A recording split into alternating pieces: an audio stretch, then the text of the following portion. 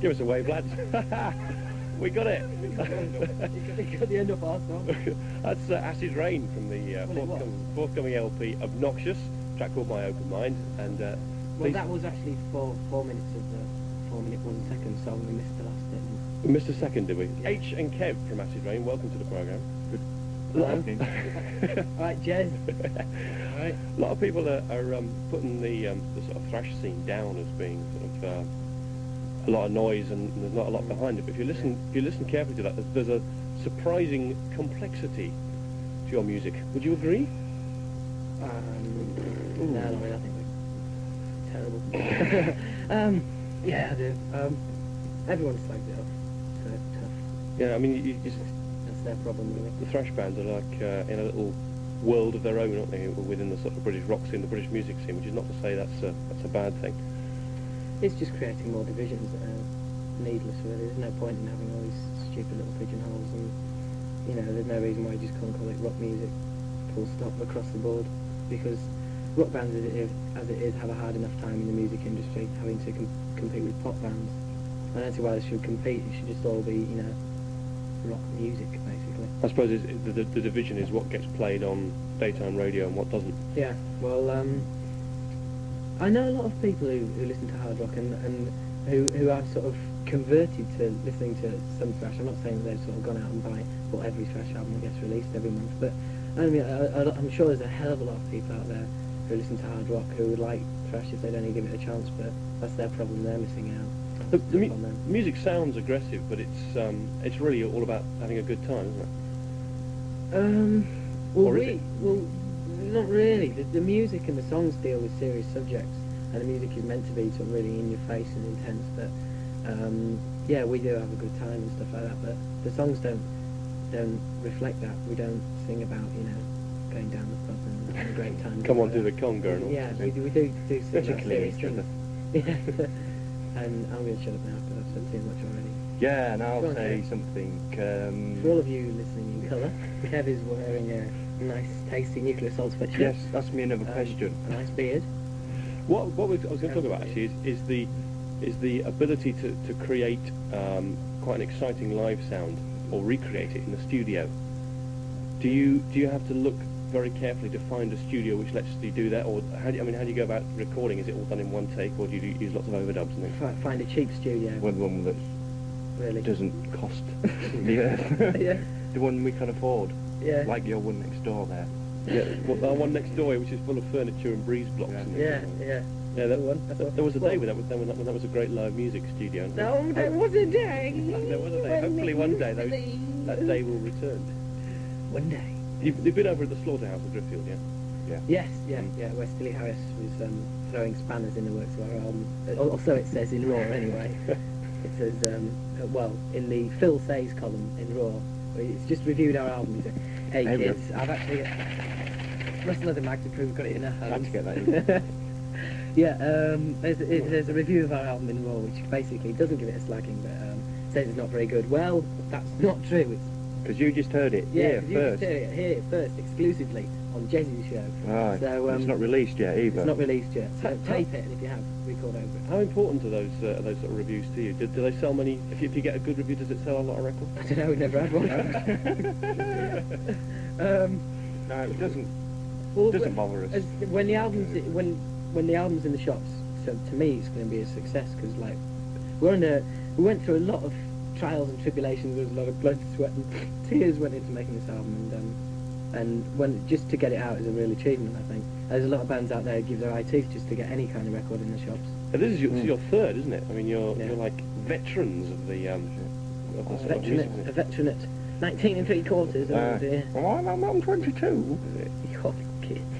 Shh, don't swear. Oh, kid, it's not a BBC word. Oh no. Oh well, that was the end of our interview. Right. Can we go now? Yeah, so really, we were in the studio, weren't we? Yeah. Well, we went in the studio with Stilly, and we did some demos with him. We did some demos with him for the album, and they went so well. And he did the Humanoid single. We thought, well, we'll use him for the album. Can't afford anyone else. So we did, and it came out brilliantly. Well, we think it came out. We think it. I mean, Phil Alexander doesn't value that his problem, but yeah, I think we're all really happy with it. I think he's on the budget and the amount of time we spent in there, it's a hell of a success for us. Was it something you put together quite quickly? Bearing in mind you had little cash available, did you just have to go in and sort of? No, we spent more time on this than we have done on the previous two. I mean, we had more money to work with as well. Yeah, I mean, so- it wasn't a case. I mean, yeah, we are overplaying it. But, I mean, don't take it that we didn't go in with like fivers, you know, all scrunched up in our pockets going, "Can we make an album, please?" I found this under my bed. yeah, yeah.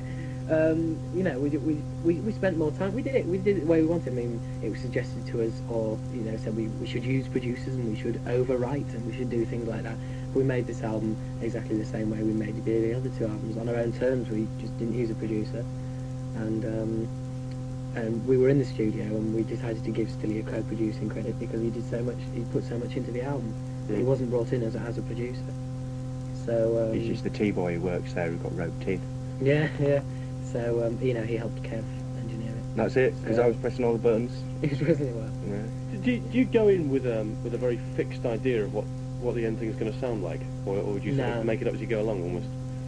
Well, Well, we've got the maybe- songs. yeah. We know You know the songs, you know the structure. the, of the songs are all there, but I mean, we don't know if we're going to put a fancy little effect on here, or you know, or how the actual it's going to sound, how the guitars are going to sound. I mean, Because you- it just depends. I mean, live. I mean, you can plug your guitar in, you can crank it up and go, "Ah," and it sounds really good. And How can you go? He goes, "Ah," like Hey. a sort of crow crowing, and it's. But in the studio, you can't do that. You set it up and you plug in, and then you put a nice, expensive microphone in front of it, and put it onto tape, and it sounds terrible. So then you have to mess around. So you don't know how it's going to sound until you actually get there and work on it. You see. Yeah, I mean, often you can. What's happened with us a lot before as well is you can make mistakes in the studio, and you think, oh, that sounds pretty good actually, and you adapt the song around it, and you can end up making a mistake, and you end up with something that's a lot better than you originally planned, but it is actually mistakes. You know, anything can happen really in the studio. But Like you can't go in there thinking like, this is That's how it. we want it to sound. You take in a tape of an album and go, right, that's how we want it to sound. Pow. The creaking door on Moshkinstein, that was like when Gaz was just doing the acoustic bit, and he had like loads of reverb on, and he came out of the studio and opened the door and closed it, and like it picked up on the microphone. It went, wow, that's great. So we kept it on, and it's dead good. It's the old Beatles with the feedback, isn't it, at the start of. I don't know what the bloody track is now, but it's one of those tracks. Can we go bloody? God, you wouldn't think it's 10 o'clock, would you? Well, it isn't. It's half past 8. You're about to undertake this. Bloody. Ah, he's cracking up. He's cracking up. This thrash influence. Whose music are you listening to, apart from your own? Don't listen to ours much. Seriously? No, yeah, seriously. Don't. I played it a few times when we came out of the studio. He does. I listen to it all the That's time. because he hasn't gone anywhere. That's it. I don't listen to us all that much. Listen to a bit of Reanimator. Got something later in the programme. Yeah, Plug, Kids. plug, Okay, plug, Kids. okay, Yeah. Remember where you heard it last? That's the Been out 5 EOS ages. mic. I'd listen to a bit of. I mean, branches really wide from Red Hot Chili Peppers' new Death album, which is a classic. Atheist, Little Angels album, which I was most surprised by. And we are managed by the same people who manage Little Angels. Gary Glitter. So I just thought I'd say that, and I don't actually have to say that I do like the album, you know, just to crawl, but I do actually like it, and I wouldn't say that if I didn't, so there you go. Tiger Tails. But yeah, Tiger Tails, haven't heard that one yet. The Sweet. Sure it'll be a classic, yes, The Sweet. Yeah. Who else is in this magazine? Gary Moore, yeah. Jimi Hendrix. Jimmy. Also, yeah, Red Hot Chili Peppers, Fishbone, Living Colour. As Suzanne Vega, I just saw us playing in the university. I'm going to miss that because we're doing the last day of our tour. Yeah. Look. Yeah, well, Get the coming top. on to that, actually, quite a big tour, I would think. Yeah, and Well, nothing Suzanne but the Vega's innovation. playing, and I'm going to miss her. It's very strenuous indeed. We're going to be completely. Would you like to do the first half? I'll do We're the going to be second half. completely bloody worn out git. I'm going to really swear to say.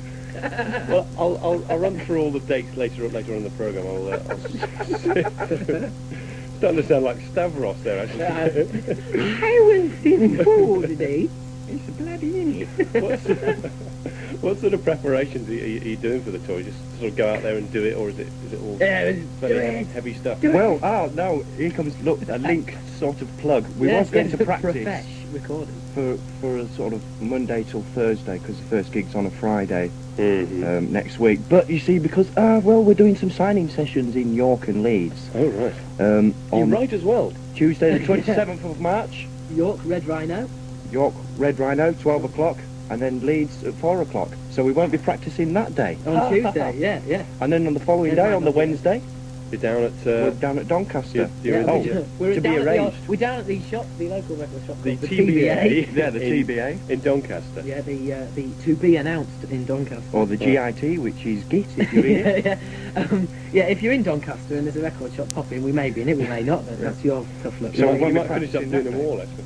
So we'll be practicing for basically 2 days. So yeah, 2 days. So really, yes, we're going to go out and just do it. And this here lump of vinyl is going to be in the shops when? Monday, the 26th of March, Right. and And it's really killer. good. It's really good. It's bloody ace. It's Bloody. marvellous. Right. Right, well, you sold it for us. Let's hear a second track. Yeah, This is yeah. Go for it. Let's- All the way through the Codes of conformity. Yeah, this one's about really, you know, the kid who walks down the other side of the street and goes, "Oh, hippie, get your hair cut," and it's about being insulted about the way you look, really. And don't cut the end off, Jez. Yeah, like you did with the last one. Did I? Well, Yeah. I was waiting for a wave, you see. They all ended. We waved, we cut it off. We would, you know, we were using a bit of. My artistic- reactions are a bit slow. H and Kev, thanks very much for joining us. All the best with the LP and the tour. Thank you very much.